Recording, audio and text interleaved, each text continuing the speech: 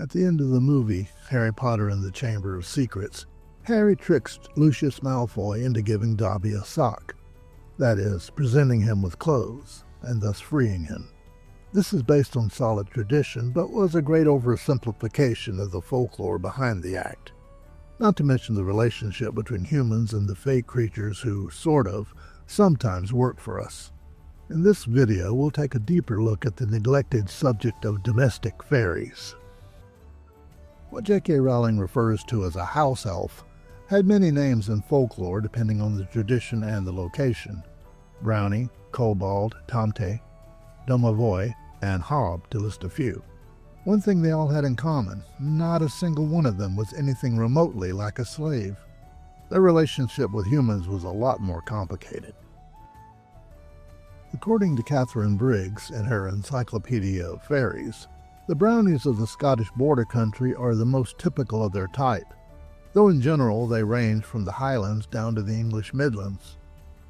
They usually appear as little men about 3 feet tall. Their clothes are tattered, though nothing like the sackcloth Dobby wore. A brownie will attach itself to a particular family, usually farmers, and do the work the family didn't get to during the day. Whatever needs doing, they're on it. They'll clean the hearth, milk the cows, keep the chickens from wandering, whatever. All they require in return is some fresh cream or good milk and some bannock cakes and honey. Different brownies would sometimes require different rewards, and it was up to the family to winkle out what they wanted.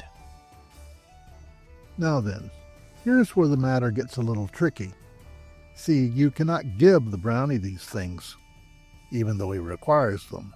There's a taboo at work. The brownie cannot accept payment for his services. There are several theories as to why that is.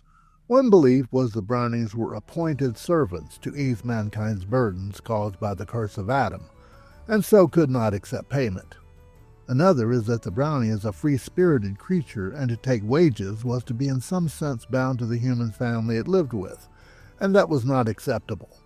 As I said before, it's complicated, though considering how capricious a brownie can be, which we'll get to later, I lean toward the second explanation. And yet, the brownie did require compensation, without appearing to be directly compensated. So the family could not give their brownie what he required to stay happy, but they could leave the required items where he could find them. Technically, they had not paid him anything, but he still got what he wanted. And if he didn't, well, that was a different matter altogether. One account from Lincolnshire talks about a brownie whose annual compensation was a good linen shirt. One stingy farmer gave him a shirt of coarse sacking instead, and that's all it took. The brownie not only left, he cursed the farmer to poverty and ill luck before he did. In another account, the family was taking their brownie for granted, and even went so far as to criticize the way he harvested the grain, whereupon the brownie simply went out and threw the entire harvest over a cliff. Another way of wounding their pride would be to provide any rewards before the creature had done any work. This too was a major faux pas. Brownies demanded both appreciation and respect for their boundaries. Any family that didn't provide both were just asking for trouble. A case in point is the story of the brownie of Dalswinton. This brownie served the Laird of Dalswinton and had a special affection for the Laird's daughter. They were great friends, and when the Laird's daughter fell in love with a suitable young man, it was the brownie who guided her through the courtship and even helped plan the wedding. When the young bride became pregnant and eventually went into labor, it was the brownie who fetched the cunning woman to attend her. Things were going well until the Laird bragged about him to the local minister. The minister was of the opinion that so loyal a servant deserved to be baptized. So he hid in a barn with some holy water and waited until the brownie appeared to attend to his nightly chores. The minister doused him with holy water and began the offices of baptism, but he didn't get to finish.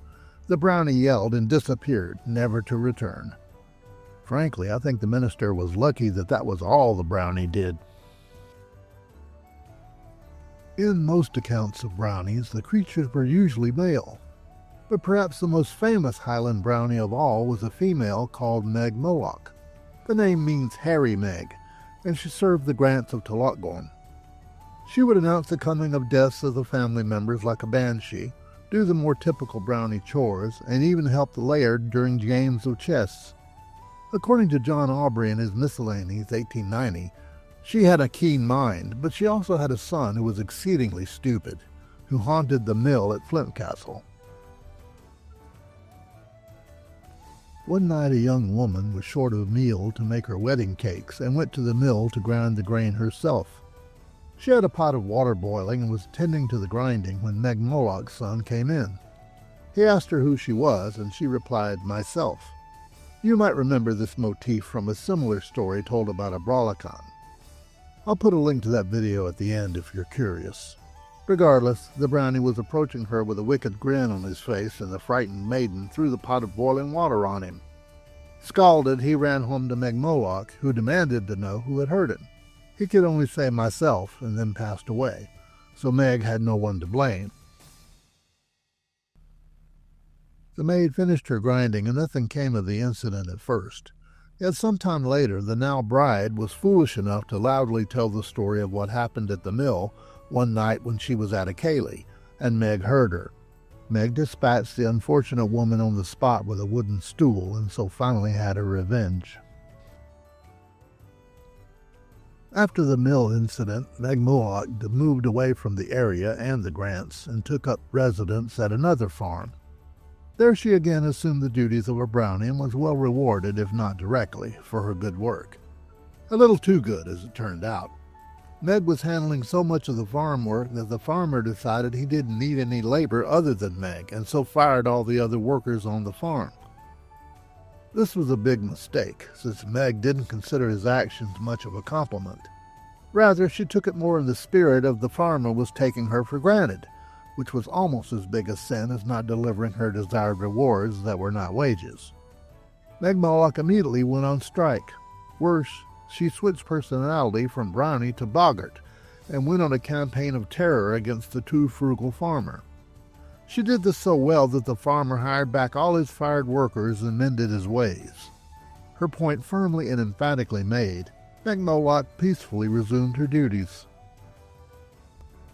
Such accounts emphasize the ambivalent nature of brownies, as we've already seen. Definitely not slaves, kind and helpful if respected. If not, very, very dangerous. While it's clear that the House Elves of the Harry Potter series are not brownies, it's equally clear that they were based on and inspired by the folklore of brownies and other similar domestic spirits. While I do find the notion of the House Elves, except for Dobby, as contented slaves more than a little problematic, they clearly fit the narrative Rowling intended. Still, if Dobby had been a proper traditional brownie, the first time Lucius Malfoy raised a hand to him, Lucius would have found himself decorating the nearest wall. But then, that would have been a very different story.